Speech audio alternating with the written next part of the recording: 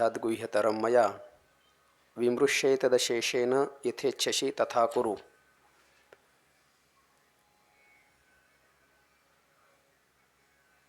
या देवाची या बोला अर्जुनो उगाच ठेला तेथ देवो मनते भला अवंचकू होशी. पुण्य सलीला इंद्रायणी मातेच्या तीरावरती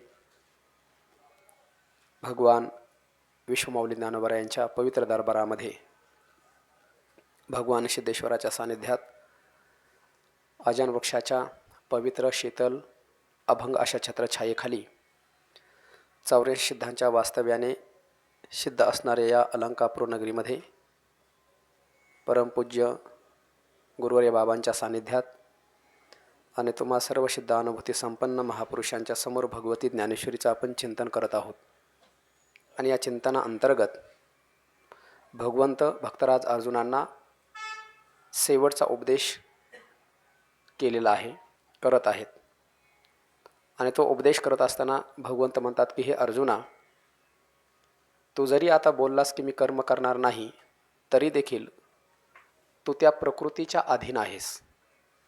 आणि त्या प्रकृतीचा नियामक नियंता असणारा परमात्मा तो सर्वांच्या हृदयामध्ये राहतो, म्हणून तो तुझ्याही हृदयात आहे. आणि तुझ्या हृदयामध्ये असणारा परमात्मा त्या प्रकृतीच्या माध्यमातून तुझ्या स्वाभाविक असणाऱ्या प्रकृतीरूप तुझ्याकडनं कर्म करून घेणारच आहे. आणि तू तशा पद्धतीचे कर्म करणारच आहेस. म्हणून आता करणं किंवा न करणं हे दोन्हीही प्रकृतीच्या माथी मारून तुझ्या हृदयामध्ये असणारा परमात्मा, त्या परमात्म्याला तू शरण जा. तमेव शरणम गच्छ सर्व भावेन भारत. तुझ्या हृदयात असणाऱ्या परमात्म्याला सर्व भावाने तू शरण जा. कसं? अहम वाचा चित्त अंग देऊन शरण जा. असा उपदेश भगवंताने भक्तराज अर्जुन यांना केला. आणि तो उपदेश झाल्याच्या नंतर मग भगवंत बोलतात की अर्जुना, जे हे ज्ञान मी तुला सांगितलेलं आहे ते सामान्य ज्ञान नसून अतिशय गुह्यात गुह्य असणारं ज्ञान मी तुझ्यासमोर ठेवलेलं आहे. आणि आता हे गुह्य ज्ञान सांगून झाल्याच्या नंतर या ज्ञानावरती तो विचार केल्याच्या नंतर यथेच्छसी तथा करू. विचार करून तुला जे करायचं ते कर. ते करण्याकरता तू स्वतंत्र आहेस. असा उपदेश भगवंतांनी भक्तराज अर्जुनाला केला. आणि गुह्यात गुह्य जो उपदेश केला तो किती गुह्य आहे त्याच्यावरती ज्ञानोबरायांनी भाष्य केलं. आणि माऊली बोलतात की गीता नावाने प्रसिद्ध असणारं हे जे ज्ञान आहे की हे ज्ञान सर्व वाङ्मयाचं मंथन करून तुला मी सांगितलेलं आहे. आणि या ज्ञानाचा अनुभव घेतल्याच्या नंतर तुझ्या लक्षात येईल की या ज्ञानाने आत्मारूपी रत्न हातामध्ये प्राप्त होतं. असं ज्ञान मी तुला दिलं. गीता नावाने प्रसिद्ध असणारं ते ज्ञान मी तुला दिलं. सर्व वाङ्मयाचं सार असणारं ज्ञान ते मी तुला दिलं. आत्मारूपी रत्न ज्या ज्ञानाच्या माध्यमातून हस्तगत होतं ते ज्ञान मी तुला दिलं. ज्ञान अशा प्रसिद्ध शब्दाने वेदामध्ये ज्याची कीर्ती वर्णन केलेली आहे आणि त्यामुळे त्या ज्ञानाला जगात कीर्ती प्रसिद्ध प्राप्त झाली ते ज्ञान मी तुला दिलं. किंवा ज्ञान अशा प्रसिद्ध शब्दाने वेदाने त्या ज्ञानाचं वर्णन केलं, त्याची कीर्ती गायली, म्हणून वेदाला जगामध्ये चांगली कीर्ती प्राप्त झाली असं असणारं गुह्य ज्ञान मी तुझ्यासमोर ठेवलेलं आहे. एवढंच नाही तर बुद्ध्यादिक हे जे इंद्रिय आहेत ते आपापल्या विषयाला जाणून घेतात, त्या विषयाचं ते प्रकाशन करतात. पण त्यांना त्या विषयाचं प्रकाशन करण्याकरता जी शक्ती प्राप्त झालेली आहे ती शक्ती ज्या ज्ञानाच्या एका कडवशाने प्राप्त झाली असं ज्ञान मी तुला दिलेलं आहे. आणि जे ज्ञान मी तुला दिलं हे सामान्य नसून मीच मुळात गुप्त आणि माझ्याही गुप्त असणाऱ्या परमात्म्याचं ते गुह्य ज्ञान हे मी तुला दिलं. का तुला दिलं? तो अधिकारी आहेस म्हणून दिलं. तुझ्यावर असणाऱ्या प्रेमापोटी दिलं. एवढंच नव्हे तर सुमनवाणी शुद्धमती अनिंदको अनन्यगोती पै गौपेही गातया प्रति चावळी जे सुखे तरी प्रस्तुत आता गुणीही तुझं वाचून आण नाही. या कारणामुळेही मी तुला ज्ञान दिलं. या कारणे गा पांडवा आम्ही आपुला हा गुह्य ठेवा तुझं दिधला तुला दिला. पण का? कनवा जाकळीलेपणे तुझ्याविषयी असणारी कृपा आणि त्या कृपेने आम्ही व्याप्त झालो, त्यामुळे आम्ही तुला हे ज्ञान दिलेलं आहे. प्रेमापोटी तुला हे ज्ञान दिलं. कसं दिलं त्याकरता उदाहरण दिलं. जैसी भुलली ओरसे माय बोले बाळा दोषे. जशी एखादी आई लहान मुलाच्या आपल्या प्रेमामध्ये भुलून जाते आणि भुलल्याच्या नंतर त्या प्रेमाने ती त्याला बोलते. पण बोलत असताना मग काय बोलते? वाघा म्हणते, सोन्या म्हणते, राजा म्हणते, प्रेम आहे तिचं, नाही असं नाही, पण तिच्या बोलण्यामध्ये जे शब्द तिने वापरले त्या शब्दामध्ये यथार्थता मात्र नाही आहे. तसं मी तुला हे जे ज्ञान दिलं ते दिलं प्रेमापोटीच, दुसरं काही कारण नाही आहे. परंतु आईच्या बोलण्यामध्ये अयथार्थता असते, तसं माझ्या बोलण्यामध्ये अयथार्थता आहे असं मात्र समजू नको. दिले ज्ञान तुला प्रेमापोटीच, जशी आई बाळावरती प्रेम करते त्याप्रमाणे. परंतु आईच्या बोलण्यामध्ये यथार्थता नसते, तसं माझ्या बोलण्यामध्ये यथार्थता नाही असं म्हणू नकोस. माझ्या बोलण्यामध्ये किती वास्तवता आहे. हे जे ज्ञान मी तुला दिलं हे सामान्य नाही आहे. हे ज्ञान म्हणजे आकाशालाही गाळून घ्यावं असं सूक्ष्म असणारं ज्ञान मी तुला दिलं. अमृताची साल काढावी असं असणारं हे सिद्ध ज्ञान मी तुला दिलं. किंवा एखाद्या दिव्याच्या माध्यमातून दिव्य करून घ्यावं असंही ज्ञान मी तुला दिलं. तर दिव्या करवी दिव्य करवी जे असा शब्द वापरला होता माऊलींनी. आणि बहुतांश ज्ञानेश्वरीमध्ये महापुरुषाने त्याकरता शपथेकडून शपथ करून घ्यावी, शपथेकडून शपथ व्हावी अशा पद्धतीचं ज्ञान आम्ही तुला दिलं असं महापुरुषाने अर्थ केला होता. परंतु दिव्य कशाला म्हणतात, आपण परवा दिवशी थोडासा विचार केला होता की आद्यगुरु शंकराचार्यांनी इतर शास्त्रकारांचं खंडन केल्याच्या नंतर ते शास्त्रकार म्हणाले ठीक आहे, बुद्धीच्या स्तरावरती तुम्ही आमचं खंडन केलं, पण खरंच हे ज्ञान तुमच्या अनुभूतीत आहे का? हे ज्ञान खंडन करणारे, आमच्या शास्त्राचं खंडन करणारे तुम्ही सर्वज्ञ आहेत का? आणि जर असाल तर मग काहीतरी दिव्य करून दाखवा. मग काय दिव्य करायचं? तर त्याने घागरीमध्ये एक साप ठेवला आणि म्हणले हा साप या घागरीमध्ये काय आहे तुम्ही आम्हाला सांगा. आद्यगुरु शंकराचार्यांनी त्या घागरीकडे पाहिलं. आता बाहेरून पाहिल्याच्यानंतर आतलं काय दिसणार आहे? ज्ञानी असला म्हणजे काय त्याला सर्व दिसलं पाहिजे असं काही नाही, पण दिव्य करायला लावलं त्या लोकांनी. तर ते पाहिल्याच्यानंतर शंकराचार्यांनी सांगितलं की या घागरीमध्ये सोन्याचा साप ठेवलेला आहे म्हटले. ठेवला होता साधारण साप, पण पाहिल्याच्यानंतर म्हणले हा सोन्याचा साप आहे. उघडून पाहिलं तर खरोखर त्याच्यामध्ये सुवर्णाचा साप निघाला. आणि मग त्या लोकांना कळालं की हे खरं शंकराचार्यांच्या रूपाने जन्माला आलेले आहेत. असं दिव्यही त्यांनी करून दाखवलं. मग आद्यगुरु शंकराचार्यांनी त्यांचं खंडन तर केलं, पण खंडन केल्याच्यानंतर हे माझं मत मानणारा, या शास्त्राचं खंडन करणारा आणि माझं मताचं मंडन करणारा मी सर्वज्ञच आहे हे सिद्ध करण्याकरता त्यांना दिव्यही करायला लावलं. मग अशा दिव्याकडूनही एखादं दिव्य कार्य करून घ्यावं असं गुह्य असणारं ज्ञान मी तुझ्यासमोर ठेवलेलं आहे. आणि सांगणारा कोण आहे? पुन्हा ज्ञान तर किती सूक्ष्म आहे, आकाशही गाळून घ्यावं एवढं सूक्ष्म तुला सांगितलं. अमृताची साल काढावी असं सिद्ध ज्ञान मी तुला सांगितलं. दिव्य करून घ्यावं असं हे ज्ञान मी तुला सांगितलं. पण सांगणारा कोण आहे? किंवा दुसरा भाव खालच्या ओळीमध्ये प्रगट केला होता की सूर्यनारायण भगवान हे जे आहेत हे प्रकाशाची घनीभूत असणारी मूर्ती आहे. आणि त्यांचा एक किरण जर या पृथ्वी तलावरती आला तर पृथ्वीवरला काय दिसत नाही. पृथ्वीवर तर सोडाच म्हणतात माऊली, पाताळींचाही परमाणू दिशे. खाली 7 लोक आहेत ना, अतल वितल सुतल तलातल रसातल महातल आणि पाताळ, म्हणून माऊलीने बहुवचन शब्द घेतलाय. पाताळींचा सूर्याच्या किरणाने कोणत्या पाताळातला म्हणजे कोणत्या लोकातला परमाणू दिसत नाही, कोणत्याही लोकातला परमाणू दिसू शकतो. म्हणजे सगळ्यात सूक्ष्म असणारा जीव परमाणू. मग सूर्याच्या एका किरणाने पाताळातला परमाणू दिसतो. आणि अशा त्या सूर्याला पुन्हा चांगली दृष्टी प्राप्त व्हावी म्हणून अंजन घालावं. जे अंजन त्या सूर्याला घातलं ते अंजन म्हणजे हे ज्ञान आहे. आणि असं विशेष असणारं ज्ञान आम्ही तुला दिलेलं आहे. आणि सांगणारा कोण आहे? ज्ञानाचं महत्त्व तर सांगितलंच, त्याचा गौरव तर प्रतिपादन केला, पण सांगणाराही सामान्य नाही. सर्वज्ञही मी सर्वज्ञ आहे. भूत भविष्य वर्तमान तिन्ही काळाचं ज्ञान एक समयावच्छेदे करून ज्याला असतं त्याला सर्वज्ञ म्हणतात. आणि भगवंत म्हणतात मी सर्वज्ञ असणारा मी ईश्वर, त्या मी सर्वज्ञाने सर्वही निर्धारून या सर्व शास्त्रांचा निर्धार करून निके होय. जे निक म्हणजे यथार्थ, जे खरं आहे, जे चांगलं आहे, हे धनंजया तुझं सांगितले ते ज्ञान आम्ही तुला सांगितलेलं आहे. आता ज्ञान किती महत्त्वाचं आहे त्या ज्ञानाचंही महत्त्व या ठिकाणी प्रतिपादन केलं. बरं, सांगणारा कोणी सामान्य नसून तुम्ही सर्वज्ञ आहे म्हणून तू या ज्ञानावरती विश्वास ठेव आणि मी जो सांगतो त्या पद्धतीने तू कर. आता तू ये यावरी निकेही निर्धारी.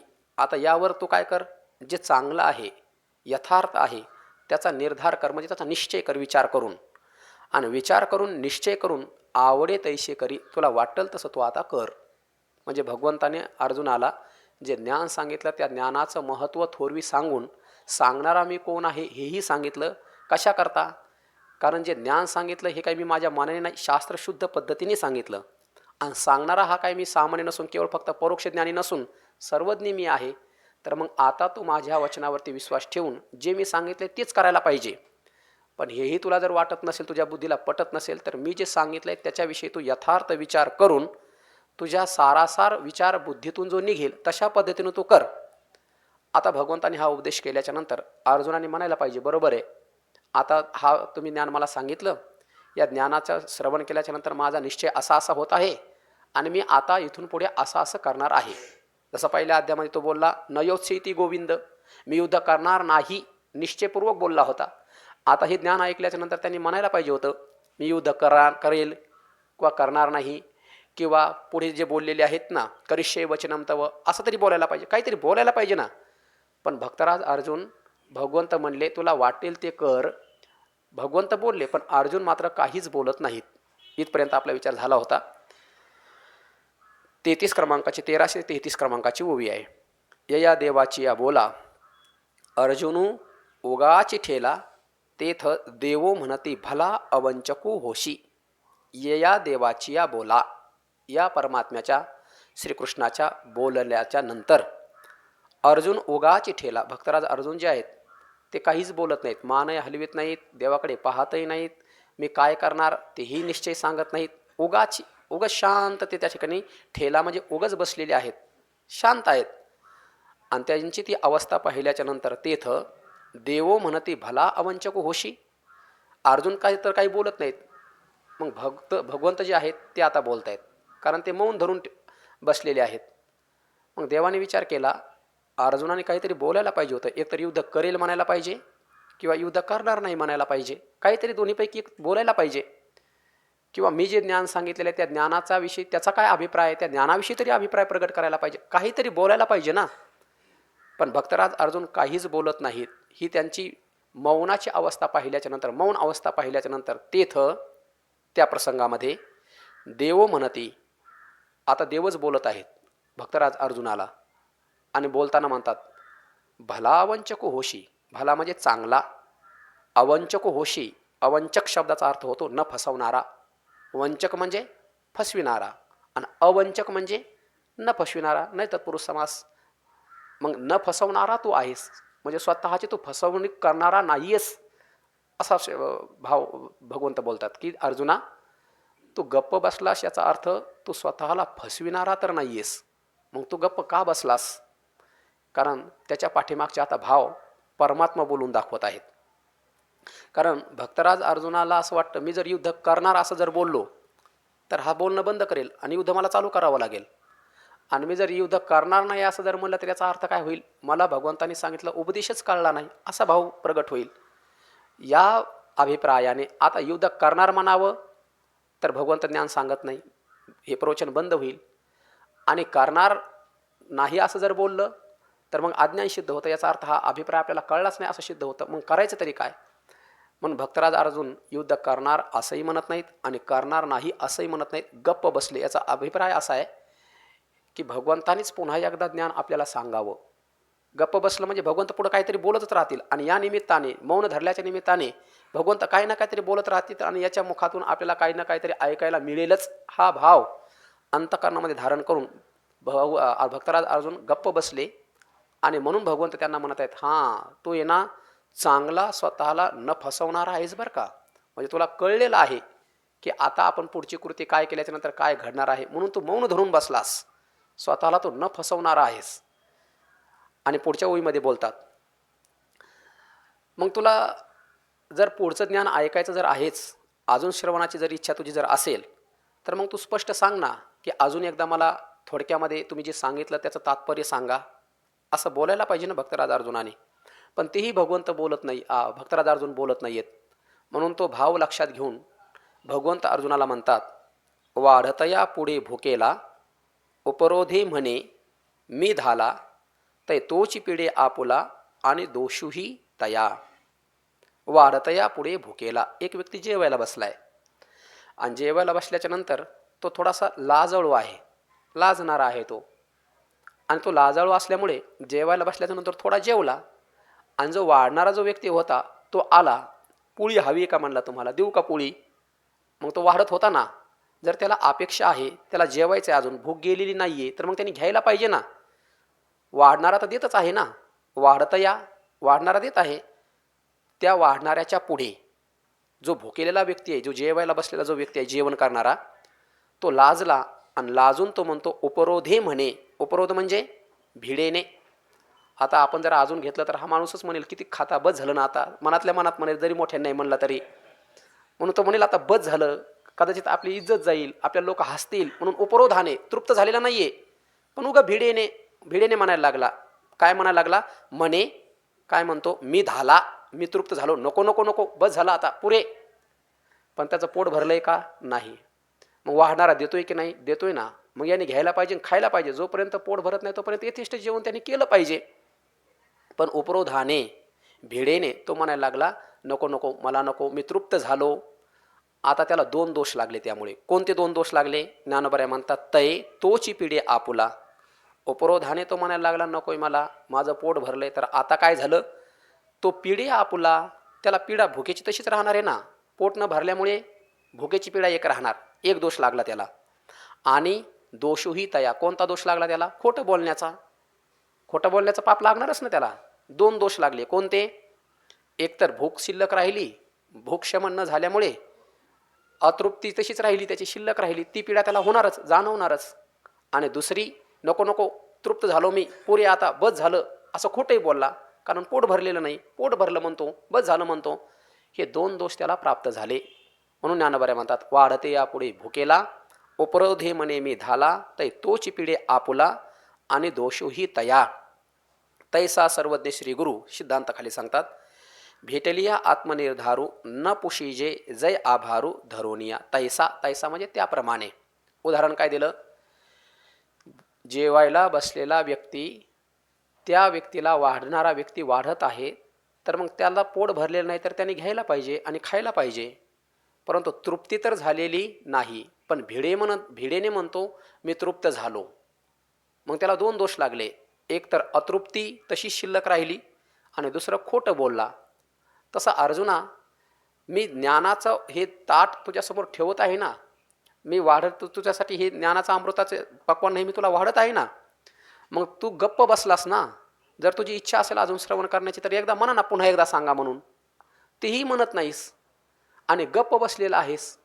तू अवंचक आहेस, म्हणजे तू स्वतःला फसवणारा नाही आहेस, कारण तुला कळून चुकलंय. जर आता काहीतरी बोललं तर पुरे असं जर म्हटलं, युद्ध करतो म्हणलं तर काय होलं? पुरे झालं. म्हणून परमात्मा काय करणार आहे? ज्ञानाचं अमृताचं हे भोजन वाढणार नाही. आणि जर समजा नाही करणार म्हणलं तर अज्ञान सिद्ध होतं. म्हणून तुझा अभिप्राय माझ्या लक्षात आलाय की आता जर मी गप्प बसलो की पुन्हा एकदा परमात्मा बोलणारच आहे, म्हणून तू अवंचक आहे. तैसा सर्वज्ञ श्री गुरु, तसा मी कसा आहे? सर्वज्ञ श्री गुरु आहे. आणि तो भेटेलिया, तो भेटल्याच्या नंतर आत्मनिर्धारू न पुशीजे, आत्म्याविषयीचा निर्धार, आत्म्याविषयीचा विचार, न पुशीजे, विचारत नाही. का बरं? आभारू धरुनिया, जैनाम कारण. आत्मनिर्धार विचारत नाही, आत्म्याविषयी विचार विचारत नाही. का विचारत नाही? आभारू धरुनिया, आभार धरला त्यांनी गुरुचा. काय? भीड धरली, म्हणजे त्याला आपण आदरयुक्त भीती म्हणतो ना. आपण म्हणतो मोठे माणसं आहेत, आदरयुक्त भीती अंतःकरणामध्ये असली पाहिजे. कशाला जास्त बोलायचंय? मग काही लोक गप्प बसून असतात. त्यामुळे त्यांना कळलं का नाही, काहीच कळत नाही. कळलं का ते हो म्हणतात, आणि नाही कळलं का म्हणलं की मग बसतात. म्हणजे काहीच बोलत नाही, ते शांत बसून राहतात. कशामुळे? मोठे माणसं आहेत, पाठ चालू आहे, काही जर बोलायला गेलं तर आपली चव जाईल, म्हणून शंका कशी विचारायची? कारण कदाचित शंका जर विचारलीच एखादी, तर कदाचित एखाद्या वेळेला त्या शंका विचारण्याची चव जाते. कारण बोलण्याच्या माध्यमातून होतं तसं कधी कधी. म्हणून काही लोक शंका येते पण विचारत नाही येत. का? भिडा, बाकी दुसरं काय कारण आहे? पण म्हणून तर उदाहरण दिले ना. जर अंतःकरणामध्ये जर शंका असेल तर विचारलंच पाहिजे ना. आणि जर गुरुला नाही विचारायचं तर मग कुणाला विचारायचं? म्हणून नव्या अध्यायामध्ये ज्ञानोबरायाने हा भाव प्रकट केला आहे की नाही, तुम्ही सुखामृताचे डोहो, आम्ही आपुल्या स्वेच्छा ओलावाला हो, येथही जरी सलगी करू बिहो, तरी निवोके पा. भक्तराज ज्ञानोबराय म्हणतात निवृत्तीनाथ महाराजांना की तुम्ही साक्षात अमृताचे सागर आहात. आणि मग तुमच्यापाशी आल्याच्या नंतर आम्ही आमच्या स्वतःच्या इच्छेला तृप्त होईपर्यंत तुमचा आनंद उपभोगला पाहिजे. आणि तुमच्यापाशी जर आम्ही जर भीड धारण केली, आदरयुक्त भीती जर धारण केली आणि तुमच्याजवळ जर आलो नाही, तुमच्यासोबत जर या ज्ञानाची चर्चा केली नाही, तर मग दुसरीकडे कुठं जाऊन आम्ही शीतल व्हायचं? दुसरीकडे कुठे आम्हाला ओलावा प्राप्त होईल? दुसरीकडे कुठे हे प्रेम प्राप्त होईल? दुसरीकडे कुठे हे श्रवण करायला मिळणार आहे? दुसरीकडे हे मिळणार नाही. म्हणून भीड वगैरे काही बाळगण्याचं काहीही कारण नाही. स्वामी महाराजांची गोष्ट सांगत असतात ना बाबा, त्यांची जी गुरुजी होती त्यांचं काहीतरी पुण्यामध्ये ऑपरेशन झालं आणि आरामाकरता ते इथं आळंदीमध्ये आले. आणि मग स्वामी महाराज मधुकरी आणायचे, त्यांना खाऊ घालायचे, भांडे स्वतःच घासायचे, कपडे वस्त्र धुवायचे, सगळं स्वतःच करायचे. एक दिवस दुपारी जेवण झालं आणि त्या बकुरीच्या झाडाखाली स्वामी महाराज त्या ओट्यावरती भांडे घासत होते आणि त्यांच्या गुरुनी ते पाहिलं आणि त्यांच्या डोळ्यातून अश्रू आले. स्वामी महाराजांनी पाहिलं आणि स्वामीजी म्हणले, काय तुम्हाला त्रास होतोय का? काही वेदना? ते म्हणले, वेदना वगैरे काही नाही, त्रास वगैरे काही नाही. मग रडता का?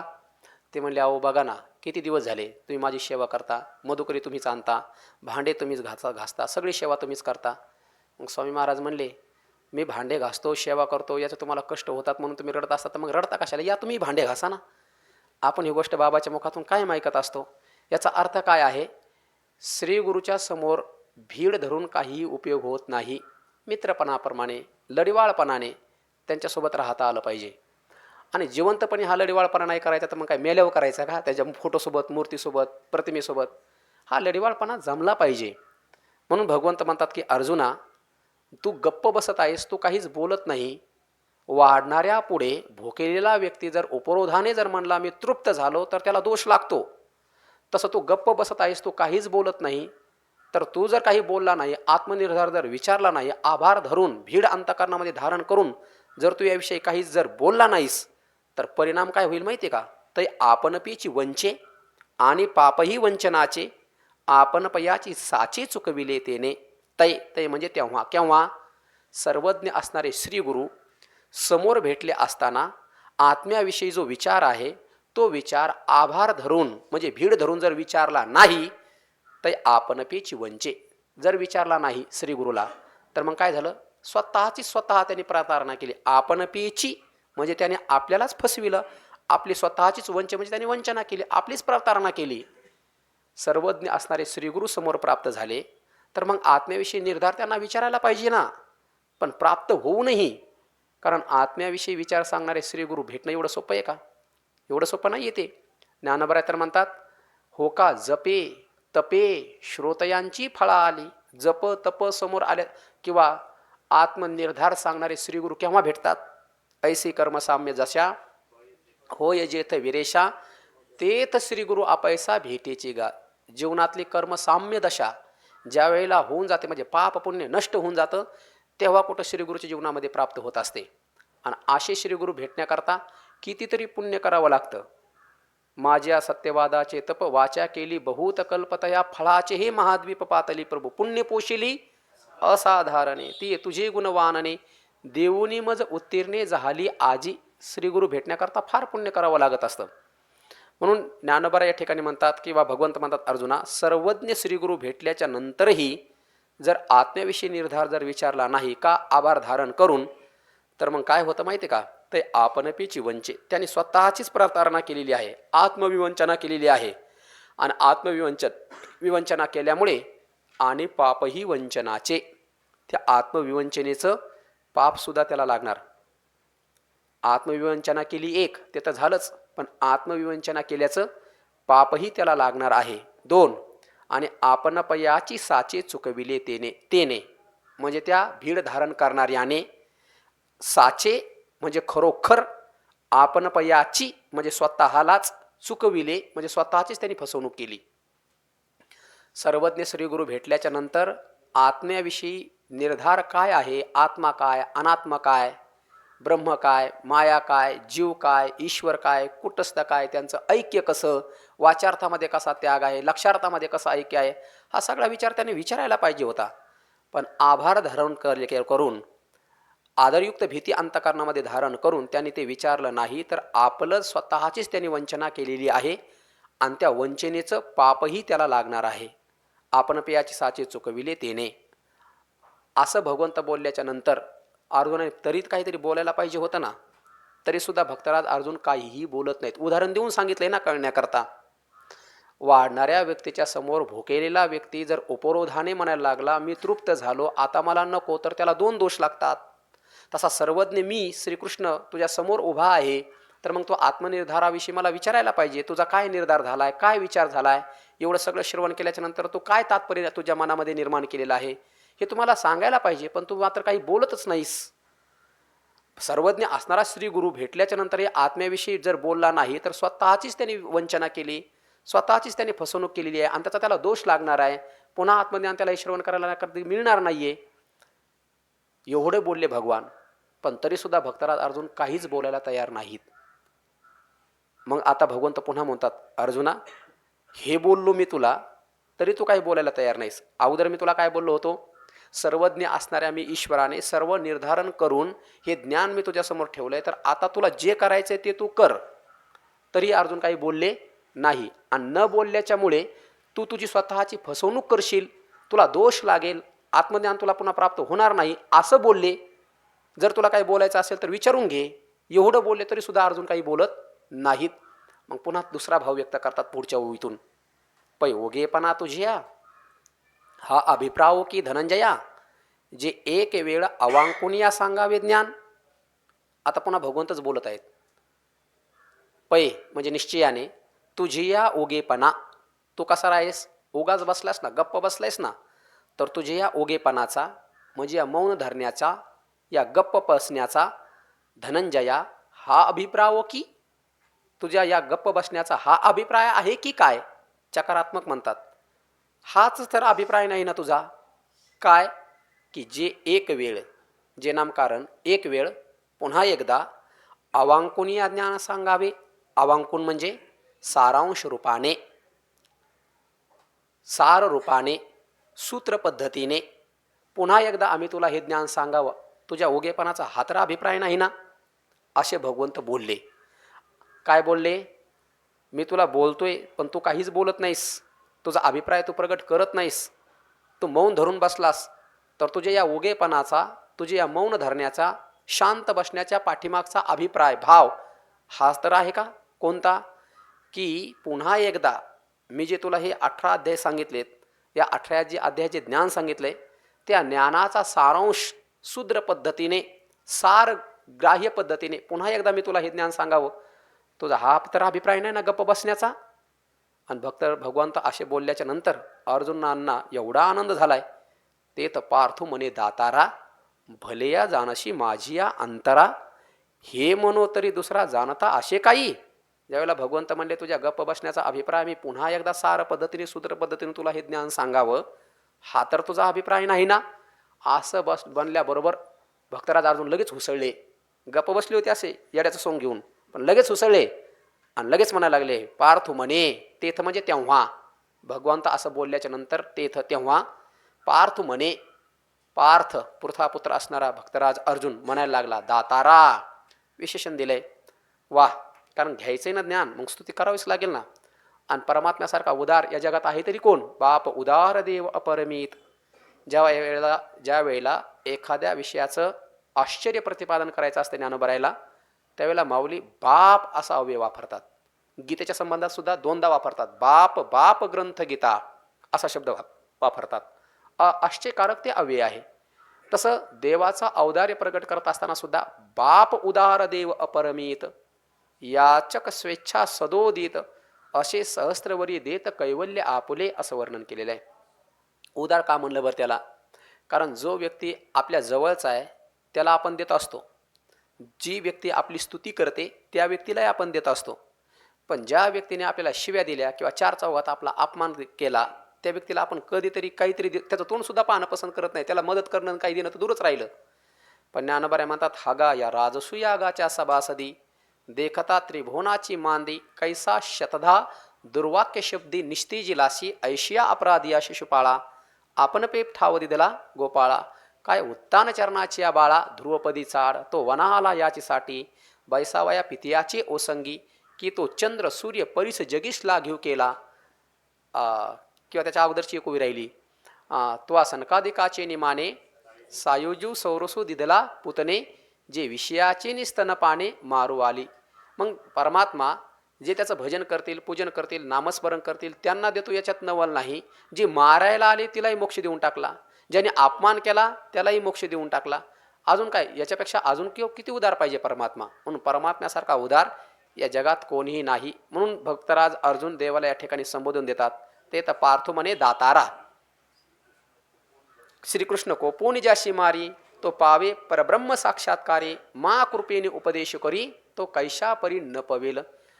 रागवून परमात्म्याने ज्यांना ज्यांना मारलं ते सगळे सायुज्य मुक्तीला प्राप्त झाले. तर मग आईच्या अंतकरणाने ज्यांनी अर्जुनाला कुरवाळून जवळ घेऊन अतिशय मायेच्या ममतेने उपदेश केलेला आहे, असा अर्जुन त्या परमात्मा स्वरूपाला प्राप्त होणार नाही का? अर्थात झालेलाच आहे, याच्यामध्ये कुठल्याही प्रकारचा संशय नाहीये. ते तर पार्थ म्हणे दातारा. त्या ठिकाणी अर्जुन म्हणतो, दातारा हे भगवान श्रीकृष्ण परमात्मन, मी गप्प बसलो त्या पाठीमागचा अभिप्राय काय आहे? माझ्या अंतरा भले जानशी. माझ्या अंतकरणातलं हे गुह्य तुम्ही चांगलं जाणता बरं का. भले जानशी म्हणजे चांगलं जाणता तुम्ही अंतकरणातलं. न सांगता तुम्हा कळू येते अंतर. कारण परमात्मा हृदय, कारण आपण पाहून आलो परमात्मा आहे कुठं? हृदयातच तो आहे ना. ईश्वर सर्व भूतानाम, सर्व हृदयांमध्ये तोच परमात्मा आहे. म्हणून भगवंत भक्तराज अर्जुन म्हणतात, देवा मी गप्प बसलो, शांत बसलो, मी काहीही बोललो नाही. त्या माझ्या शांत राहण्याच्या पाठीमागचा जो अभिप्राय आहे, जो माझा भाव आहे, तो तुम्ही माझ्या अंतरातला भाव भले जानसी, तुम्ही चांगला जाणला बरं का. पण तुम्ही माझ्या अंतकरणातला भाव जाणला हे म्हणण्याकरता काही कारण नाही असं म्हणण्याचं. कारण तुमच्यासारखा जाणणारा या जगात दुसरा आहे तरी कोण? हे म्हणो तुम्ही अंतकरणातला माझा भाव चांगला जाणला, हे जर म्हणायला गेलं तरी दुसरा जाणता असे काही दुसरा या जगामध्ये जाणणारा कोणी आहे का? नाही ना. तुमच्यासारखा ज्ञाता आहे तरी कोणी या जगामध्ये? सगळ्याच्या हृदयामध्ये काय चाललंय त्या सगळ्याच्या हृदयात चाललेलं परमात्म्याला एकदाच कळतंय की नाही? एक समवाय छेदे करून कळतंय की नाही? मग त्या परमात्म्यासारखा ज्ञाता या जगात कोणी सांगा बरं? 7 खंडामध्ये कितीतरी करोड जीवाणू जन्माला आलेले असतील, पण त्या प्रत्येकाच्या अंतकरणामध्ये कुठल्या क्षणाला काय चाललंय त्या परमात्म्याला एकदाच कळतं सगळं. मग त्याच्यासारखा ज्ञाता कोण आहे? आपण जरी म्हणलं मला फार चांगलं कळतं असं जर म्हणलं तर आपल्याला आपल्याच मनात काय चाललं हे कळत नाही लवकर. पुन्हा आपण म्हणतो माझं मन गोंधळून गेलं, काय निश्चय करावं मला काही कळत नाही. बरं, पुन्हा आपण म्हणतो मला सगळं कळतं. याचा अर्थ असा आहे की परमात्म्यासारखा जाणता ज्ञाता या जगामध्ये दुसरा कोणीही नाही. म्हणून भगवंत ज्या वेळेला म्हणतात की अर्जुना, तुझ्या गप्प बसण्याचा अभिप्राय मी पुन्हा एकदा सूत्र रूपाने तुला हे ज्ञान सांगावं असा तुझा अभिप्राय आहे का? असं भगवंत बोलल्याबरोबर भक्तराज अर्जुन लगेच म्हणले, दातारा माझ्या अंतरातलं तू चांगलं जाणलं बरं का. आणि तू जाणता आहे, माझ्या अंतकरणातलं तुम्हाला कळतं असं जर मी म्हणायला गेलो तर या जगामध्ये तुमच्यासारखा ज्ञाता कोण आहे दुसरा? सगळ्यात श्रेष्ठ जाणणारे ज्ञाते तर तुम्हीच आहेत की नाही?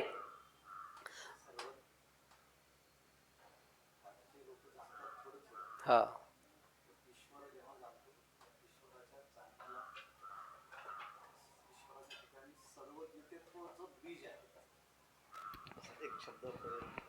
माईकमध्ये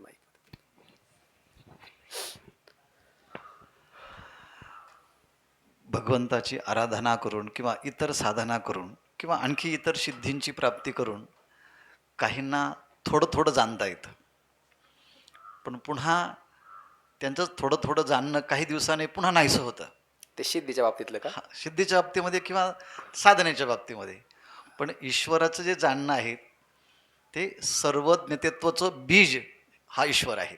हो, त्यामुळे त्याच्यासारखं दुसरं कोणीच जाणणारं नाही. हो, नाही आहे. आणि बाकीचे सर्वज्ञ आहेत पण सर्वज्ञतेत्वाचं बीज त्यांच्यात नाही. नाही. म्हणजे एखादा साधक जर साधना करायला लागला तर साधना करत असताना त्याला रिद्धी सिद्धी प्राप्त होतात ना काही, तर त्या सिद्धीमध्ये एक सिद्धी अशी असते की पुढच्याच्या मनात काय चाललं हे लगेच त्याला कळत असतं. परंतु त्याने जर त्या सिद्धीचा वापर केला तर कालांतराने ती सिद्धी त्याला सोडून जाते. मग काही लोक असतात बघा, ते फरशी काढतात, त्या लोकांना कळताना दिसतं आपल्याला, पण ती सिद्धी कायमस्वरूपी राहते असं नाही ना. पण ईश्वराचं जे सर्वज्ञत्व जे आहे ते तसं नाही आहे ना, ते अबाधित आहे. ते त्याचं स्वरूपच आहे सर्वज्ञतेचं. आणि एखाद्या व्यक्तीला जरी त्या रिद्धिसिद्धीच्या माध्यमातून जर कळालं तर त्याला ठराविक काळापुरतं कळू शकतं, ठराविक मर्यादेपुरतं त्याला कळू शकतं. त्या रिद्धिसिद्धीला एक मर्यादा आहे. त्या रिद्धिसिद्धी ज्याला प्राप्त झाली त्या व्यक्तीच्या ज्ञातृत्वाला काहीतरी मर्यादा आहेत, पण ईश्वराच्या ज्ञातृत्वाला कोणत्या मर्यादा आहेत? त्याला कोणत्याच मर्यादा नाही आहेत. म्हणून जेवढे काही जाणणारे आहेत त्या सगळ्या जाणणाऱ्यांचा राजा जर कोणी असेल तर तो परमात्मा आहे. म्हणून भक्तराज अर्जुन या ठिकाणी म्हणतात, देवा तुला ज्ञाता, मग आता तू ज्ञाता आहेस, तर या जगामध्ये जेवढे नेय आहेत ते सगळे जे नेय आहेत ना, त्या सगळ्या नेयाला एकटा तूच जाणू शकतोस, म्हणून तू ज्ञाता आहेस. असा भाव पुढच्या ओळीतून बघा कसं प्रकट करतात.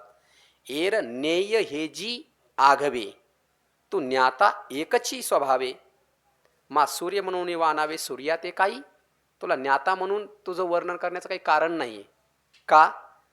एर इतर असणारे जे नेय पदार्थ आहेत या जगामध्ये, जाणण्याचे विषय असतात त्याला आपण काय म्हणतो? नेय. ज्याला त्या विषयाचं ज्ञान झालं त्याला आपण काय म्हणतो? ज्ञाता. आणि त्या विषयाचं ज्ञान ज्या इंद्रियांच्या माध्यमातून झालं त्याला आपण काय म्हणतो? ज्ञाता. ज्याचं ज्ञान झालं ते ज्ञेय, ज्याला झाला तो ज्ञाता, आणि जे झालं ते ज्ञान. ज्ञाता, ज्ञान आणि ज्ञेय ही त्रिपुटी आहे. तर भक्तराज अर्जुन म्हणतात, ज्ञेय हे जी हे आघवे जे नेय, या जगामध्ये असणारे जेवढे काही नेय पदार्थ आहेत, जेवढ्या काही वस्तू आहेत, जाणण्याचे जे विषय आहेत, ते सगळे विषय, त्या सगळ्या विषयांना ज्ञाता, त्या सगळ्या विषयांचा ज्ञाता म्हणजे त्या सगळ्यांना जाणणारा तू एकची स्वभावे, तूच एकटा सगळ्यांना जाणणार आहेस. आणि पुन्हा कसा आहे? स्वाभाविकरित्या सगळ्या वस्तूंचा, सगळ्या विषयांचा ज्ञाता तू एकटाच आहेस, दुसरं कोणी नाही आहे. मग तुला ज्ञाता म्हणण्यात काय विशेष आहे? कारण सगळ्याचा ज्ञाताच तू येस ना. मग तू जर ज्ञाता आहे तर तुला ज्ञाता म्हणण्याचं कारणच काही नाही ना. कारण माझ्या अंतःकरणामध्ये काय चाललंय हे जे तुम्हाला कळालं, तर हे कळण्याकरता मी तुम्हाला जे ज्ञाता म्हणत आहे, तर ज्ञाता म्हणण्याची तुम्हाला काही गरजच नाही, कारण तुम्हाला कळतंच. कारण जेवढे या जगातातल्या वस्तू आहेत त्या सगळ्या नेय आहेत, आणि त्या सगळ्या वस्तूच्या नेयाचा ज्ञाता तुम्ही आहात. मग तुम्हाला ज्ञाता तरी कशाला करता म्हणायचंय? मा सूर्य म्हणून वानावे सूर्या ते काही. हा सूर्य आहे असं सूर्याचं वर्णन करण्याची आता सगळ्यांनाच माहिती आहे सूर्य आहेत, आणि पुन्हा सांगायला गेले हे सूर्य आहेत बरं का. काय त्याच्यामध्ये अपूर्वता काय सांगण्यामध्ये? काहीच नाही ना. मग सूर्याला सूर्य म्हणून वर्णन करण्याची काही गरज नाही. तसे या जगातात जेवढे काही पदार्थ आहेत त्या सगळ्या पदार्थाचे ज्ञाते तुम्ही आहात, तर मग तुम्हाला ज्ञाताही म्हणण्याची काही गरज नाही. मोक्ष दुराध्युकीर होय परी तोही आराधी तुझे पाय, तो धाडीशी तेथ जाय पायी को जायसा. मोक्ष हा प्राप्त करण्याकरता कठीण आहे, परंतु तोही तुझा दास आहे, तू त्याला जिथं पाठवशील तिथे तो जातो, असा त्या ओळीचा भाव आहे. इथं तात्पर्य काय चाललंय हे बघा. भगवंताने 33 क्रमांकाच्या ओळीमध्ये सांगितलं होतं की अर्जुना, सर्वज्ञ असणाऱ्या म्या ईश्वराने सर्व शास्त्राचं तात्पर्य जे आहे ते तुझ्यासमोर ठेवलं. आता तुला जे करायचंय ते तू कर. आणि भगवंत शांत बसले. आता बोलण्याची भूमिका कोणाची होती? भक्तराज अर्जुनाची. त्यांनी काहीतरी अभिप्राय व्यक्त करायला पाहिजे होता. मी युद्ध करणार असं तरी म्हणायला पाहिजे होतं, किंवा मी युद्ध करणार नाही असं तरी म्हणायला पाहिजे होतं, किंवा पुन्हा एकदा मला हे ज्ञान संक्षिप्तरित्या सांगा असं काहीतरी बोलायला पाहिजे होतं. पण भक्तराज अर्जुन काहीही बोललेले नाही आहेत, गप्प बसले. मग भगवंतांनी त्याला बोलकं करण्याकरता एक भाव प्रगट केला की हे बघा अर्जुना, तू काहीच बोलत नाही आहेस. तू जर काही बोलला नाही तर तुला दोष लागेल. कसा? जर एखादा व्यक्ती भोजन वाढत आहे तर मग जेवणाऱ्या व्यक्तीने त्याची इच्छा असेल तर घ्यायला पाहिजे. पण वाढणारा देत असताना भोजन करणारा जर भोजन ते घेत नसेल आणि लाजून पुढच्या व्यक्तीची भीड धारण करून जर तुम्हाला नको नको आता मला लागत नाही, तर सुद्धा जी आहे भुकेची पीडा त्याला तशीच राहते आणि खोटं बोलण्याचा दोषही त्याला लागतो. वाढणारा वाढत आहे तर मग घ्यायचं आणि खायचं, पण नको म्हणतो तर त्याला 2 दोष लागले. तसा सर्वज्ञ असताना मी श्री गुरु तुला देत आहे, तर मग तू काहीतरी बोलायला पाहिजे. पुन्हा एकदा सांगा असं तरी म्हणायला पाहिजे, किंवा मी काहीतरी काय करणार आहे काहीतरी बोलायला पाहिजे, किंवा या ज्ञानाचं श्रवण केल्याच्यानंतर तुझा काय निश्चय झाला त्याविषयी तुझा अभिप्राय तू व्यक्त करायला पाहिजे. पण तू काहीच बोलत नाहीस. सर्वज्ञ श्रीगुरु मी भेटल्याच्यानंतर तू जर आत्मनिर्धार जर मला विचारत नसशील तर मग स्वतःचीच फसवणूक तू करत आहेस. त्यामुळे तुला आत्मनिर्धारण होणार नाही. असं बोलल्यावर तरी कदाचित भक्तराज अर्जुन बोलतील, पण असं बोलले तरी भक्तराज अर्जुन बोललेले नाही आहेत. मग पुन्हा दुसरा भाव भगवंतांनी त्या ठिकाणी सांगितला, अर्जुना मी एवढं तुला बोलत आहे तरी तू काही बोलत नाहीस, तर मग तुझ्या या मौन धरण्याच्या पाठीमागचं कारण त्याचा उद्देश हा तर नाही ना बाबा की मी पुन्हा एकदा जे ज्ञान सांगितले ते सार रूपाने सूत्र पद्धतीने पुन्हा एकदा तुला सांगावं असा भाव तुझा आहे का? आणि हाच भाव त्याच्या अंतकरणामध्ये होता म्हणून तर तो गप्प बसला होता. आणि तो भाव व्यक्त केल्याच्या नंतर लगेच भक्तराज अर्जुन उसळले आणि भक्तराज अर्जुन म्हणले, बरोबर आहे देवा, माझ्या अंतकरणातला भाव तुम्ही बरोबर जाणला. मला हेच म्हणायचं होतं की पुन्हा एकदा सूत्ररूपाने सार पद्धतीने मला तुम्ही हे ज्ञान सांगा. आणि तुम्हाला ते कळालं तर खरे ज्ञाते तुम्हीच आहात. प्रत्येक व्यक्तीच्या अंतकरणातलं न सांगताही तुम्हाला कळतं, तसं माझ्याही अंतकरणातलं न सांगताही तुम्हाला कळालेलं आहे.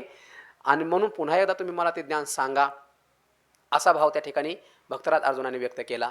पण तो व्यक्त करत असताना विशेषण दिलं दातारा, की तुम्ही दातार आहात आणि माझ्या अंतकरणातला भाव तुम्ही चांगला जाणला.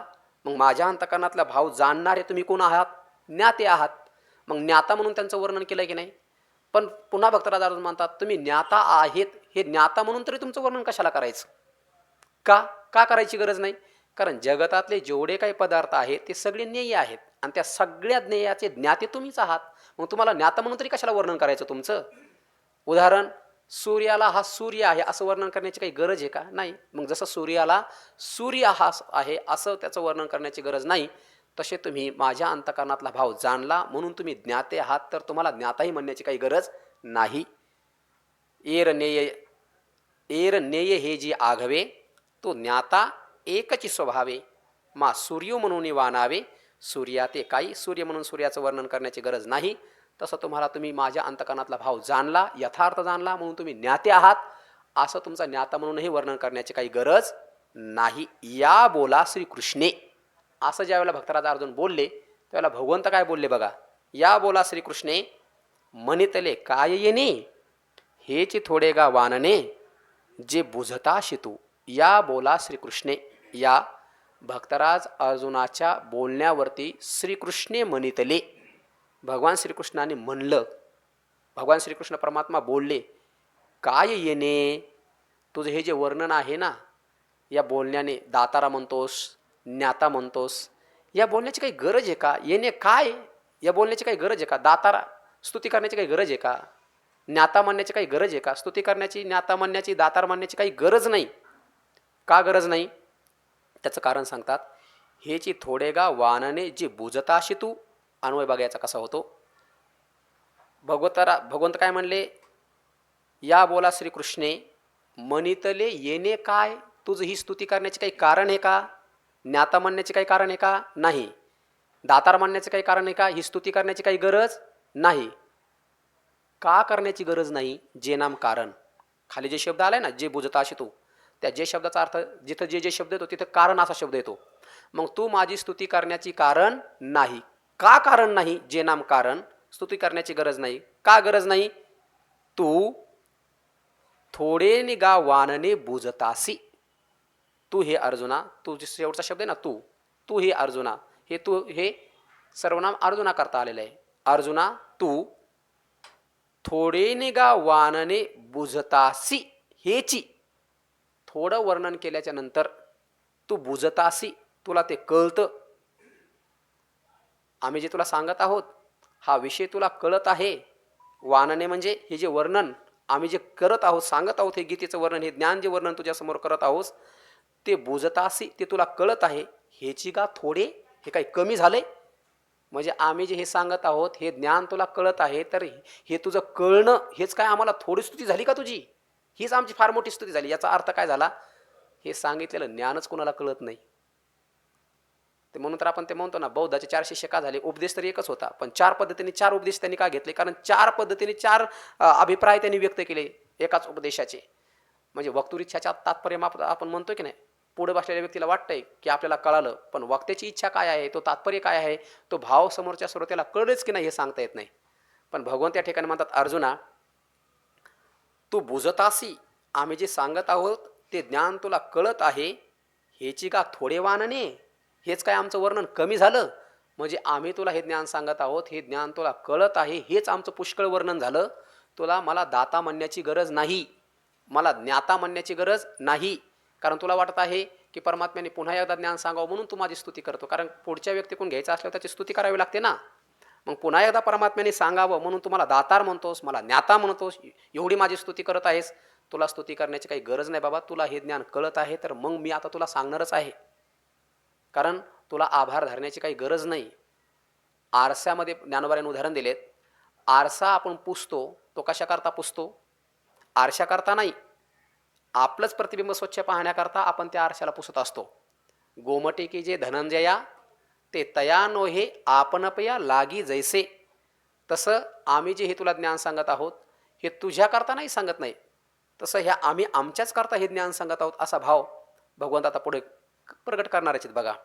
आणि मग आता पुन्हा एकदा भगवंत म्हणतात, अर्जुना तुला हे ज्ञान कळत आहे, मी जे सांगतोय ते तुला समजत आहे, हेच तू माझी भरपूर केलेली स्तुती आहे. आता ज्ञाता दातारा असं बोलून तुला मला स्तुती करण्याची गरज नाही. पुन्हा एकदा तुला ऐकण्याची इच्छा आहे ना, तर पुन्हा एकदा मी हे तुला ज्ञान सांगतो. का? तुम्हाला अतिशय प्रिय आहेस म्हणून सांगतो. हा भाव पुढच्या श्लोकातून वर्णन करतात बघा. सर्वगुह्यतमं भूय शृणु मे परमं वचः इष्टोऽसि मे दृढमिति ततो वक्ष्यामि ते हितं. सर्वगुह्यतमं भूय शृणु मे परमं वचः इष्टोऽसि मे दृढमिति ततो वक्ष्यामि ते हितं. सर्वगुह्यतमं भूय शृणु मे परमं वचः इष्टोऽसि मे दृढमिति ततो वक्ष्यामि ते हितं. पुंडलीकवरदा हरिविठ्ठल श्री ज्ञानदेव तुकाराम पंढरीनाथ भगवान की जय. माऊली ज्ञानेश्वर महाराज की जय. गोपाल कृष्ण भगवान की जय. आनंदाश्रम स्वामी महाराज की जय. ज्ञानदेव तुकाराम ज्ञानदेव तुकाराम ज्ञानदेव तुकाराम ज्ञानदेव तुकाराम ज्ञानदेव तुकाराम ज्ञानदेव तुकाराम ज्ञानदेव तुकाराम ज्ञानदेव तुकाराम पुंडलीकवरदा हरिविठ्ठल श्री ज्ञानदेव तुकाराम पंढरीनाथ भगवान की जय. माऊली ज्ञानेश्वर महाराज की जय. आनंदाश्रम स्वामी महाराज की जय.